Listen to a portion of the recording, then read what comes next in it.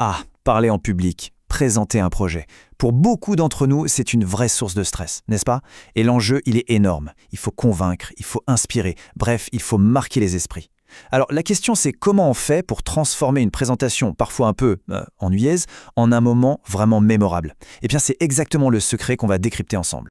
On a tous, mais alors tous vécu ça. Vous savez, les diapos surchargés de texte, la voix monocorde qui n'en finit plus, le message qui se noie complètement. Le résultat, on le connaît, tout le monde décroche. C'est ça, la fameuse mort par PowerPoint. C'est l'échec classique d'une présentation qui balance des faits, et qui oublie complètement l'essentiel, la connexion avec les gens. Mais justement, il est temps de changer complètement notre façon de voir les choses.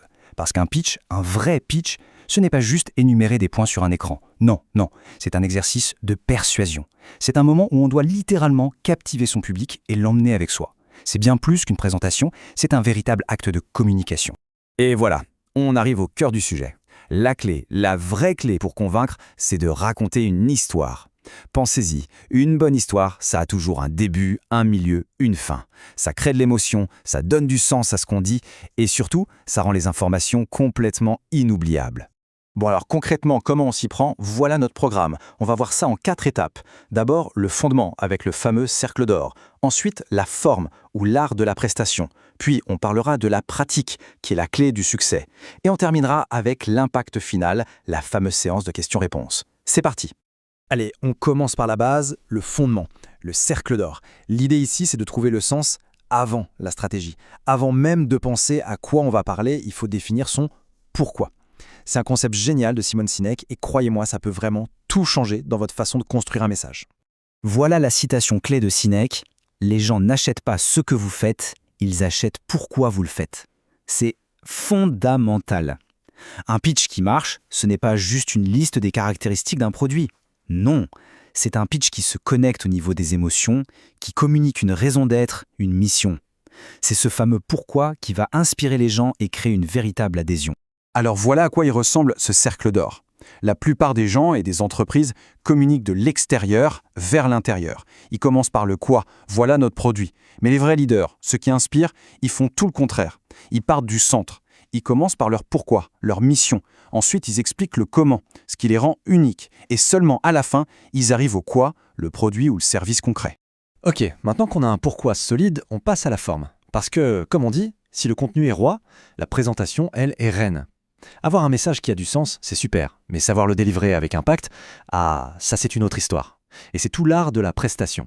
Premier point, la voix. C'est notre outil numéro 1. Une voix assurée, claire, ça inspire confiance. C'est aussi simple que ça. Attention, on ne parle pas de crier, mais de bien projeter sa voix. Il faut articuler, faire des phrases courtes, directes, et surtout être positif, souriant. Vous savez, même un léger sourire, ça s'entend dans la voix et ça change absolument tout pour ceux qui écoutent. Ensuite, la posture. Parce que le corps, il parle autant que la voix, si ce n'est plus. Une posture droite, ouverte, stable, ça montre qu'on est sûr de soi. Les visuels, eux, ne sont pas là pour qu'on se cache derrière. Non, ils servent à ancrer le message. Et le plus important, c'est de créer du lien. Regarder les gens dans les yeux, s'adresser à eux, créer une vraie connexion. Troisième grande partie, la pratique, la clé du succès. Et là, il faut être très clair. La fluidité, ça vient de la préparation, pas de la chance. On a souvent l'impression que les meilleurs orateurs improvisent comme ça d'un coup de génie, mais c'est une totale illusion. La confiance qu'on voit sur scène, elle se construit à force de travail en coulisses. Je le répète parce que c'est hyper important. Ce n'est pas de l'impro. Un pitch qui marque les esprits est tout sauf improvisé. Chaque mot, chaque silence, chaque geste, tout ça c'est le résultat de répétition. C'est paradoxal, mais c'est justement cette préparation qui va permettre d'avoir l'air naturel et spontané le jour J. Alors concrètement, on fait comment? C'est simple. D'abord, on s'y prend bien en amont. Ensuite, on répète, et on répète, et on répète encore. Seul, devant un miroir, devant des amis, peu importe. On peut utiliser une petite fiche avec juste quelques mots-clés pour se rassurer. Mais attention, on ne lit jamais un texte. Et bien sûr, si on est en groupe, il faut que les rôles soient super bien répartis. La coordination, c'est essentiel. On arrive à la dernière étape, le grand final, la séance de questions-réponses. À ce moment, souvent on le redoute, on le voit comme un examen de passage, mais en réalité, c'est une occasion en or de transformer l'essai et de laisser une impression vraiment durable. Exactement, il faut vraiment changer son état d'esprit. Ce n'est pas un risque, c'est une opportunité de renforcer son impact et sa crédibilité. C'est le moment pour montrer qu'on maîtrise son sujet, pour clarifier des choses et surtout pour créer un vrai dialogue. Franchement, une bonne réponse, ça peut marquer les esprits autant que tout le reste de la présentation. Donc s'il y a une chose à retenir, c'est ça. Cette séance de questions est tout aussi importante que la présentation. Il ne faut jamais, au grand jamais, la négliger. Anticiper les questions, écouter vraiment la personne qui la pose et répondre clairement et simplement.